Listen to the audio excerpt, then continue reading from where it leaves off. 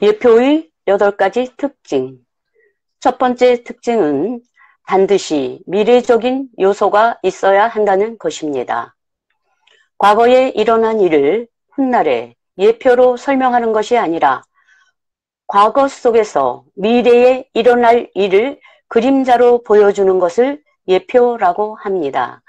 성막이 예표가 되는 이유는 미래에 나타나실 예수 그리스도를 그림자로 보여주기 때문입니다. 두 번째 특징은 반드시 역사에 뿌리를 두고 있어야 합니다. 요한복음 3장 14, 15절에 모세가 광야에서 뱀을 든 것 같이 인자도 들려야 하리니 이는 저를 믿는 자마다 영생을 얻게 하려 하심이니라 고 기록되어 있습니다. 민수기 21장에 백성들이 하나님께 불평할 때 하나님은 이스라엘 백성들에게 불뱀을 보내어 물려 죽게 하셨습니다.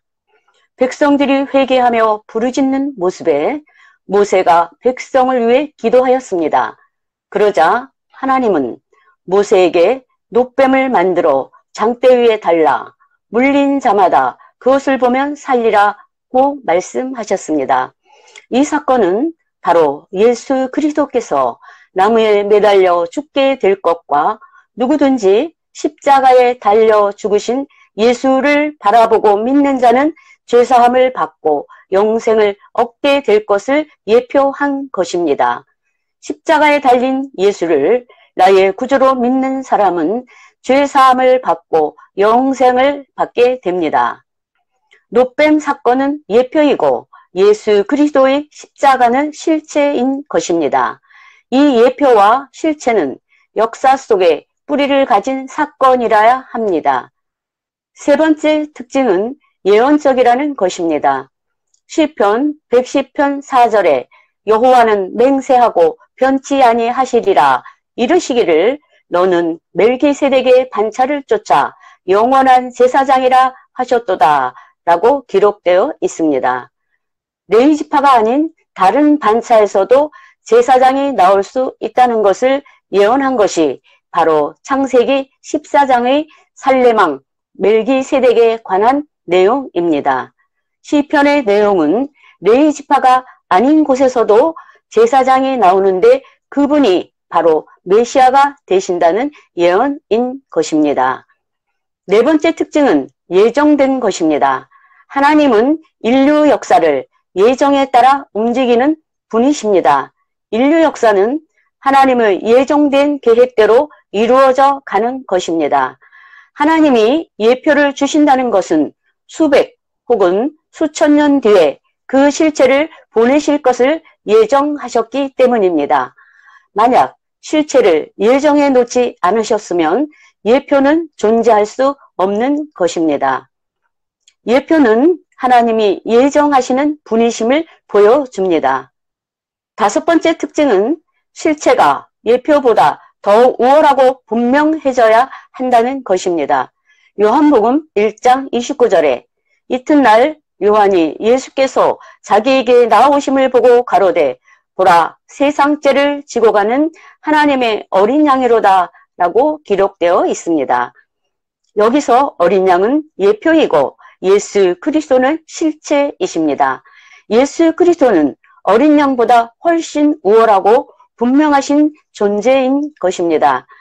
반석이 그리스도라고 하면 말씀에 근거가 있고 요나가 그리스도의 부활을 예표한다고 했을 때도 말씀에 뿌리를 두고 있습니다.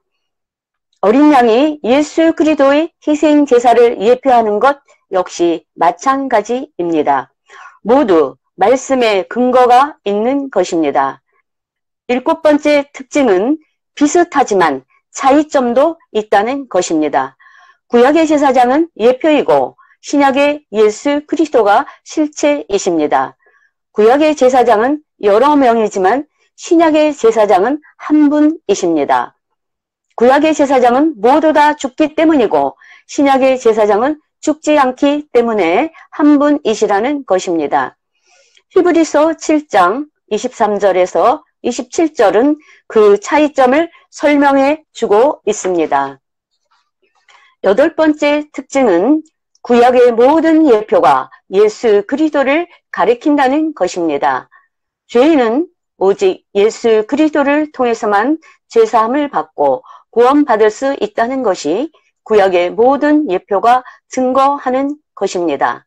누가복음 24장 44절에 또 이르시되 내가 너희와 함께 있을 때에 너희에게 말한 바 곧 모세의 율법과 선지자의 글과 시편에 나를 가리켜 기록된 모든 것이 이루어져야 하리라 한 것이 이것이라 하시고 라고 기록되어 있습니다.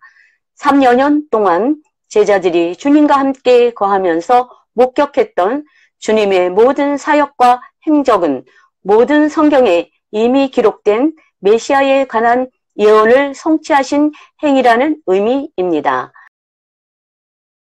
예표 없이 실체를 이해할 수 없고 실체 없이 예표가 있을 수 없는 것입니다.